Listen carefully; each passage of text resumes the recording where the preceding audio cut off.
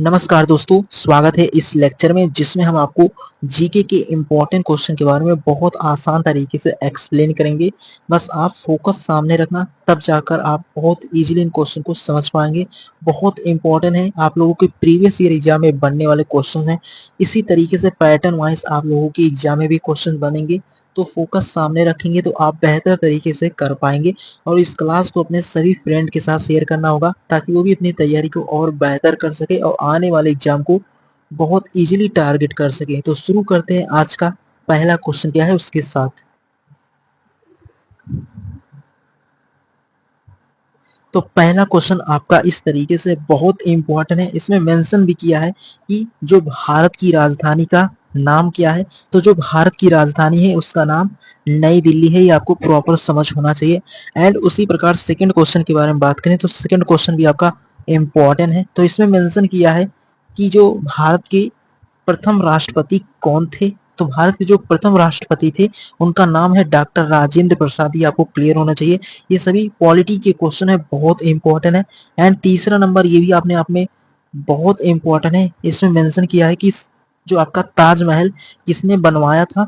तो ताजमहल जो बनवाया था वो आपका शाहजहां ने ताजमहल को बनवाया था। ये आपको क्लियर होना चाहिए। सीधे एग्जाम में बनने वाले ये क्वेश्चंस हैं। एंड उसी प्रकार अगले क्वेश्चन के बारे में बात करें तो ये भी बहुत ही इंपॉर्टेंट है। इसमें मेंशन किया है कि जो हरित क्रांति के जनक जाने जाते हैं वो कौन है। वो आपके एम.एस. स्वामीनाथन जो हैं वो हरित क्रांति के भारत के जो हैं वो जनक हैं। ये आपको क्लियर होना चाहिए। तो ओवरऑल इस तरीके से आप इन 4 क्वेश्चन को बहुत आसानी से समझ पाओगे। एग्जाम के पॉइंट ऑफ व्यू से क्लास बहुत इंपॉर्टेंट है।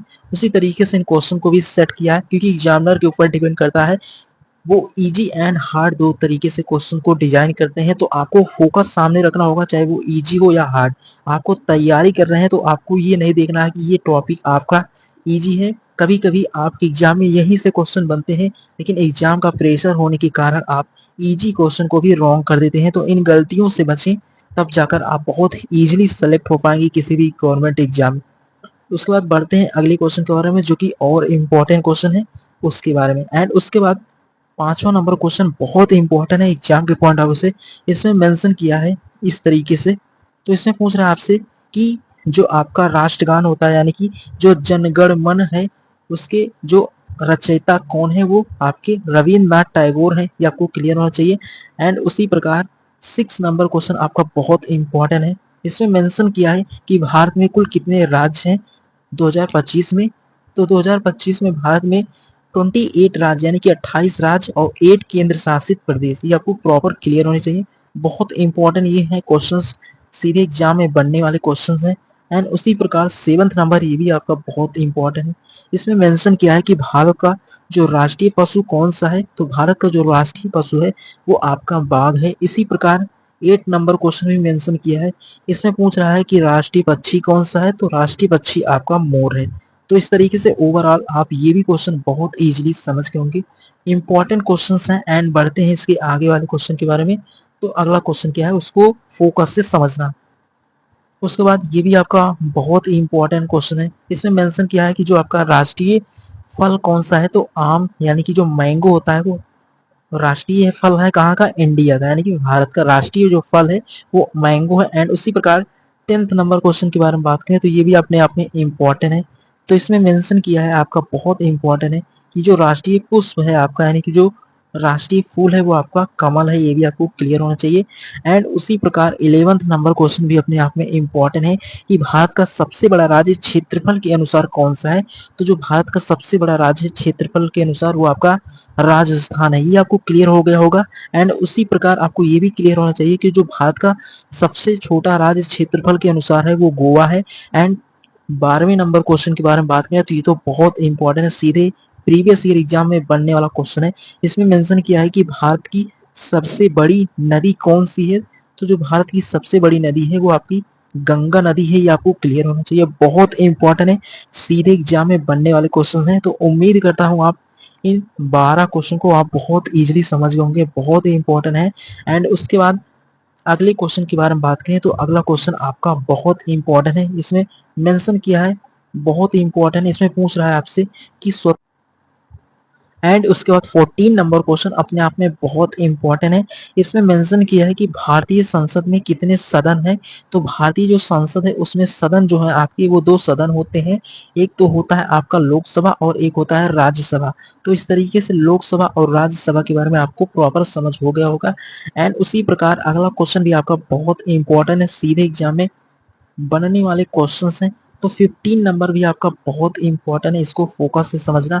इसमें मेंशन किया है कि संविधान सभा के अध्यक्ष कौन थे। तो यानी कि जो संविधान सभा के अध्यक्ष थे वो आपके डॉक्टर राजेंद्र प्रसाद जो कि संविधान सभा के अध्यक्ष है, ये आपको क्लियर होना चाहिए। एंड उसी प्रकार वंदे मातरम गीत किसने लिखा था। तो बंकिम चंद्र चट्टोपाध्याय जो है, ये बंकिम चंद्र जो चट्टोपाध्याय है इन्होंने ही वंदे मातरम गीत को लिखा था। यह भी आपको प्रॉपर समझ होने चाहिए, बहुत इंपॉर्टेंट क्वेश्चंस हैं। इसी तरीके से आप लोगों के एग्जाम में भी क्वेश्चंस बनेंगे, तो आप इन क्वेश्चन का फोकस से रिवीजन करना ताकि आप लंबे समय तक इन क्वेश्चन को याद रख सकें और एग्जाम में आए तो बहुत इजीली इनको कर सकें। एंड उसी प्रकार अगले क्वेश्चन के बारे में बढ़ते हैं।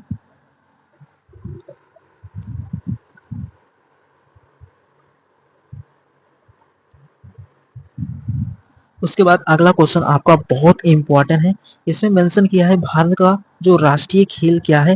तो यानी कि जो भारत है, इंडिया का जो राष्ट्रीय खेल है वो आपका हॉकी है, ये आपको क्लियर होना चाहिए, बहुत इंपॉर्टेंट है।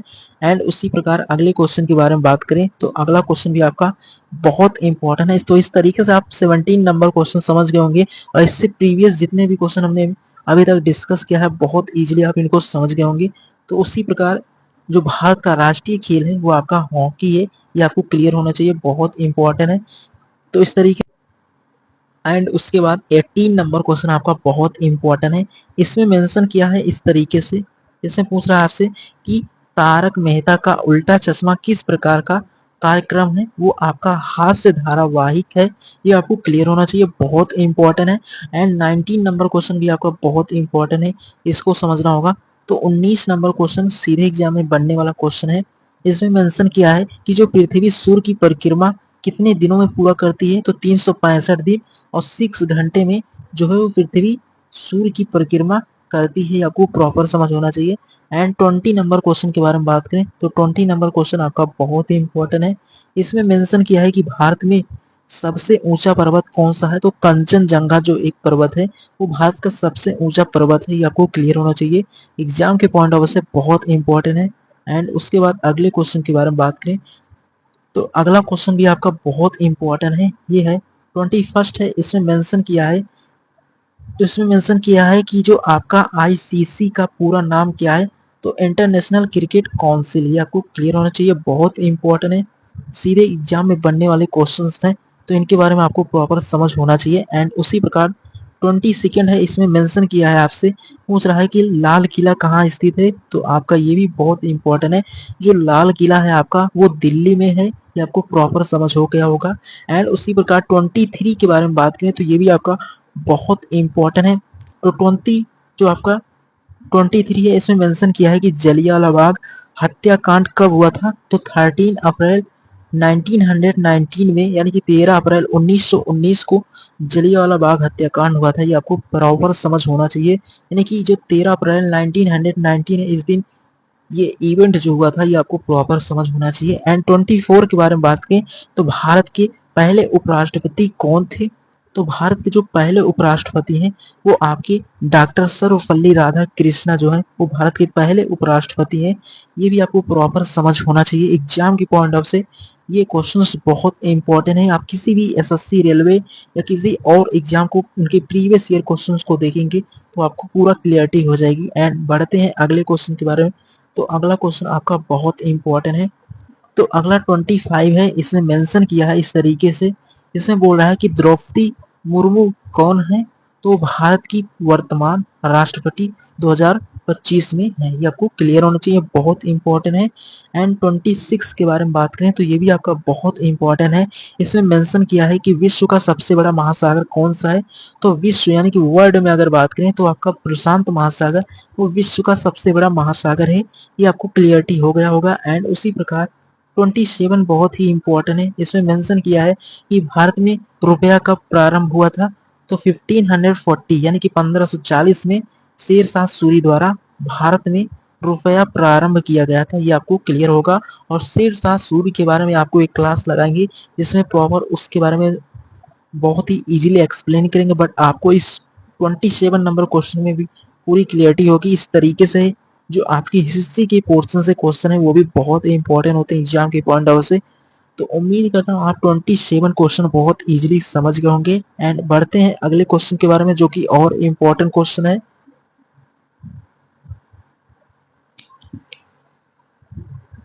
उसके बाद 28 है, इसमें मेंशन किया है कि जय जवान जय किसान का नारा किसने दिया था? तो लाल बहादुर शास्त्री ने जय जवान जय किसान का नारा दिया था। ये आपको प्रॉपर समझ हो गया होगा, बहुत इंपॉर्टेंट क्वेश्चन था। एंड उसी प्रकार 29 है, इसमें बोला है विश्व का सबसे बड़ा देश क्षेत्रफल के अनुसार कौन सा है? तो आपका जो क्षेत्रफल के अनुसार सबसे बड़ा देश है वो आपका रूस है, ये आपको क्लियर होगा। बहुत इंपॉर्टेंट है कि जो क्षेत्रफल के अनुसार विश्व में सबसे बड़ा देश है वो आपका रूस है। एंड उसके बाद अगला है कि विटामिन डी हमें कहाँ से मिलता है? तो सूर्य की किरण से हमें विटामिन डी मिलता है, ये आपको क्लियर होना चाहिए, बहुत इंपॉर्टेंट है। सीधे एग्जाम में बनने वाले ये क्वेश्चन हैं, बहुत इंपॉर्टेंट है। एंड उसके बाद अगले क्वेश्चन के बारे में बात करें तो अगला क्वेश्चन भी आपका बहुत इंपॉर्टेंट है, एग्जाम में पूछे जाने वाले क्वेश्चन है। उसके बाद ये भी क्वेश्चन आपका बहुत इंपॉर्टेंट है, इसमें मेंशन किया है भारत का पहला उपग्रह कौन सा था? तो आर्यभट्ट जो है वो भारत का पहला उपग्रह है। तो इस तरीके से आप 31 को भी बहुत इजीली समझ गए होंगे, बहुत इंपॉर्टेंट है। एंड 32 के बारे में बात करें, ये आपका बहुत इंपॉर्टेंट है कि इसरो का मुख्यालय कहाँ है? तो बेंगलुरु में है, ये आपको क्लियर होना चाहिए, बहुत इंपॉर्टेंट। जो आपके हेडक्वार्टर से संबंधित क्वेश्चंस होते हैं वो बहुत इंपॉर्टेंट होते हैं एग्जाम की पॉइंट ऑफ व्यू से। एंड 33 के बारे में बात करें, ये भी आपका बहुत इंपॉर्टेंट है। या यानी कि इसमें मेंशन किया है जो महात्मा गांधी जी ने हम राष्ट्रपिता के नाम से भी जानते हैं, इनका जन्म कब हुआ था? तो 2 अक्टूबर 1869 यानी कि 2 अक्टूबर 1869 में महात्मा गांधी का जन्म हुआ था, ये आपको प्रॉपर समझ होना चाहिए, बहुत इंपॉर्टेंट है। तो इस तरीके से आप ये भी समझ गए होंगे। एंड उसके बाद ये भी क्वेश्चन आपका बहुत इंपॉर्टेंट है, इसमें मेंशन किया है कि भारतीय संविधान कब लागू हुआ था? तो 26 जनवरी 1950 यानी कि 26 जनवरी 1950 को भारतीय संविधान को लागू किया गया था, बहुत इंपॉर्टेंट है। एंड उसी प्रकार 35 है, यहाँ पर मेंशन किया है कि जल जीवन मिशन किससे संबंधित है? तो सभी घरों में जल उपलब्ध कराना, उसी से जल जीवन मिशन संबंधित है, ये आपको क्लियर होना चाहिए, बहुत इंपॉर्टेंट है। उसी प्रकार 36 है, इसमें मेंशन किया है कि जो आपका नालंदा विश्वविद्यालय कहाँ स्थित है? तो बिहार एक राज्य है भारत का, वहीं पर नालंदा विश्वविद्यालय स्थित है, ये आपको प्रॉपर समझ हो गया होगा। तो इस तरीके से आप ये भी क्वेश्चन बहुत इजीली समझ गए होंगे, बहुत इंपॉर्टेंट है। एंड उसके बाद अगले क्वेश्चन के बारे में बात करें तो अगला क्वेश्चन भी आपका बहुत इंपॉर्टेंट है। उसके बाद 37 है, इसमें मेंशन किया है कि जीवन बीमा निगम यानी कि जो जीवन बीमा निगम है LIC, ये स्थापना कब हुआ था? तो 1956 में जीवन बीमा निगम LIC की स्थापना हुआ था 1956 में, ये आपको क्लियर होना चाहिए। एंड 38 है, इसमें मेंशन किया है कि विश्व पर्यावरण दिवस कब मनाया जाता है? तो 5 जून को हम इसको विश्व पर्यावरण दिवस को सेलिब्रेट करते हैं, आपको क्लियर होना चाहिए, बहुत इंपॉर्टेंट है। एंड उसके बाद 39 है, इसमें मेंशन किया है, बहुत इंपॉर्टेंट है कि भारत की पहली महिला प्रधानमंत्री यानी कि जो भारत की पहली वुमेन प्राइम मिनिस्टर कौन थी? तो इंदिरा गांधी है, ये आपको प्रॉपर समझ हो गया होगा। तो इस तरीके से आप 39 क्वेश्चन को भी बहुत इजीली समझ गए होंगे, बहुत इंपॉर्टेंट क्वेश्चंस हैं। तो इस तरीके से आपको फोकस सामने रखना होगा, बहुत इंपॉर्टेंट। एंड उसके बाद 14 नंबर क्वेश्चन भी आपका बहुत इंपॉर्टेंट है, इसमें मेंशन किया है कि जो PV सिंधु किस खेल से संबंधित है? वो आपका बैडमिंटन से संबंधित है, ये आपको क्लियर होना चाहिए, एग्जाम के पॉइंट ऑफ व्यू से क्वेश्चन बहुत इंपॉर्टेंट है। एंड उसी प्रकार आपका 41 भी आपका बहुत इंपॉर्टेंट है, इसमें मेंशन किया है कि मोदी जी का पूरा नाम क्या है? तो जो मोदी जी का पूरा नाम है वो आपका है नरेंद्र दामोदर दास मोदी, जो आपके भारत के प्राइम मिनिस्टर है, उनके बारे में प्रॉपर उनका नाम यहाँ पर मेंशन है, इनके बारे में भी आपको प्रॉपर समझ होना चाहिए। एंड 42 है, ये भी आपका बहुत इंपॉर्टेंट है, तो इसमें मेंशन किया है इस तरीके से कि गुरु नानक देव जी किस धर्म के संस्थापक थे? तो सिख धर्म के जो संस्थापक हैं वो गुरु नानक देव जी हैं, ये आपको प्रॉपर समझ हो गया होगा। तो ओवरऑल इस तरीके से आप 42 क्वेश्चन को भी बहुत इजीली समझ गए होंगे, बहुत इंपॉर्टेंट एग्जाम की पॉइंट ऑफ व्यू से। एंड उसके बाद अगले क्वेश्चन के बारे में बात करें तो अगला क्वेश्चन भी आपका बहुत इंपॉर्टेंट है। तो अगला क्वेश्चन 43 है, इसमें मेंशन किया है इस तरीके से।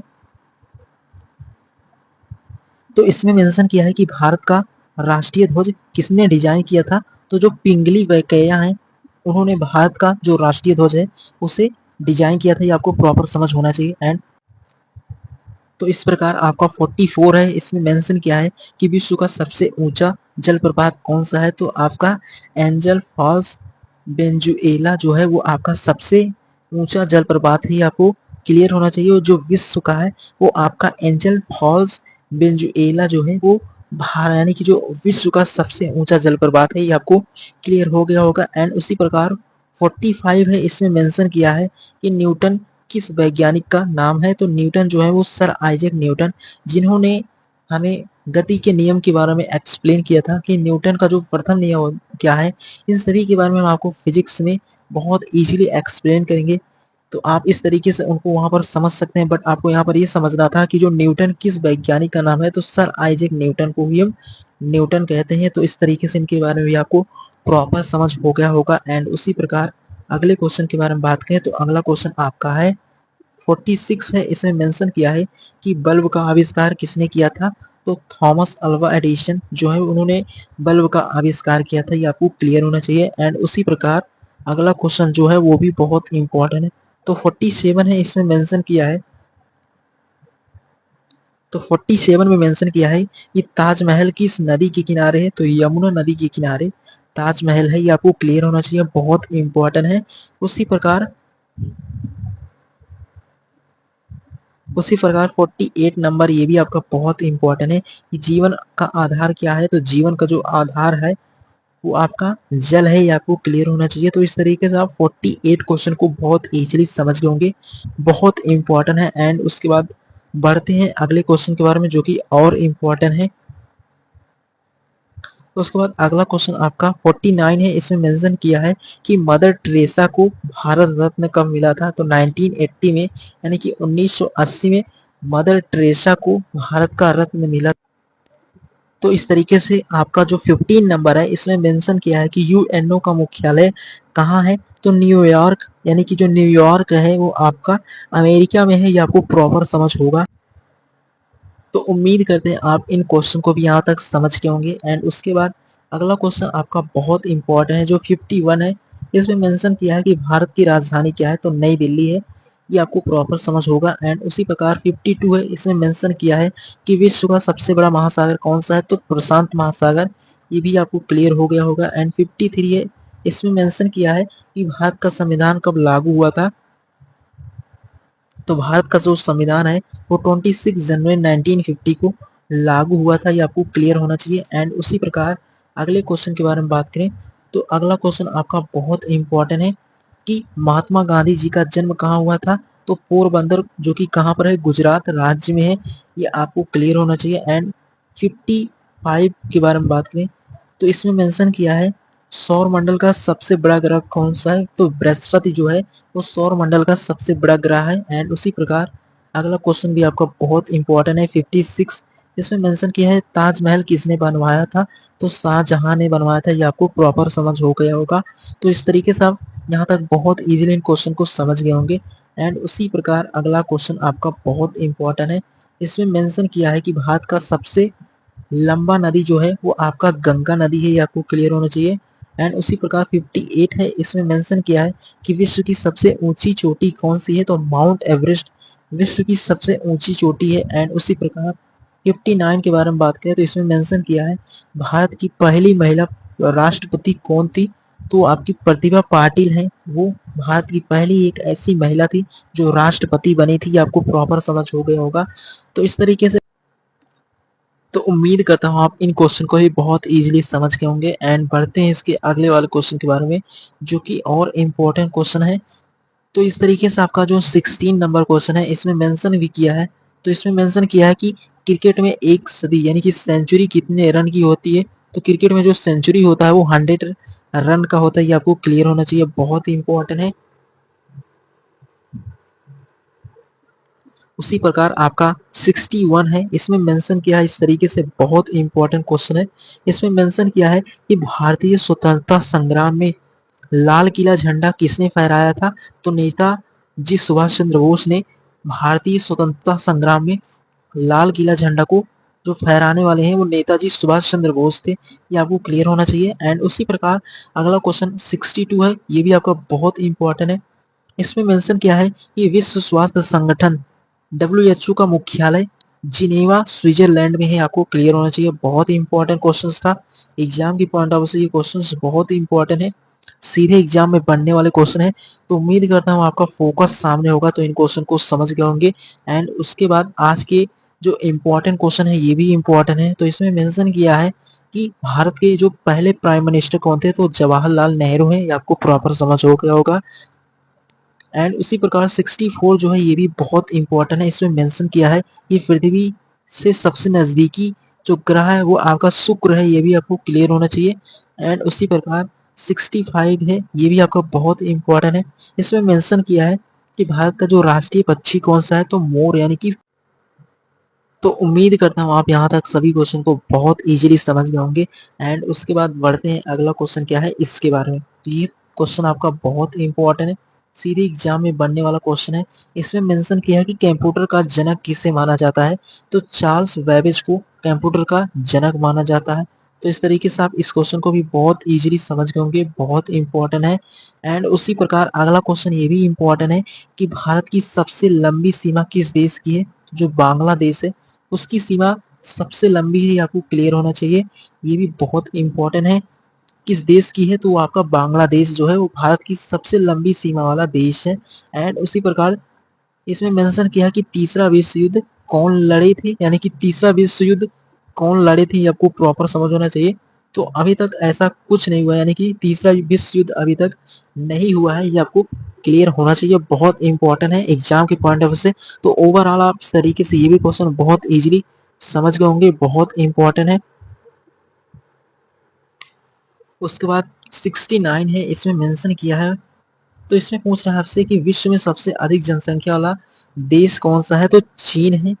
एंड उसी प्रकार 17 है, इसमें मेंशन किया है कि भारत का जो राष्ट्रीय खेल कौन सा है? वो हॉकी है। ये आपको क्लियर होना चाहिए। एंड उसी प्रकार 71 है, इसमें मेंशन किया है कि भारत के सर्वोच्च न्यायालय का मुख्यालय कहाँ पर है? तो आपका नई दिल्ली में। तो इस तरीके से आज की इस इम्पोर्टेंट क्लास को यहाँ तक आप समझ गए होंगे, बहुत ही इंपॉर्टेंट क्लास था जिसमें हमने बहुत इजीली इन क्वेश्चन को समझ लिया है। आपके एग्जाम के पॉइंट ऑफ से क्लास बहुत इंपॉर्टेंट था, इसमें हर तरीके के क्वेश्चन हमने डिस्कस किया है। अगर आपके मन में कोई डाउट हो तो कमेंट बॉक्स में मेंशन कर सकते हैं। बाकी क्लास कैसे लगा ये भी कमेंट करके जरूर बताना, और अपने सभी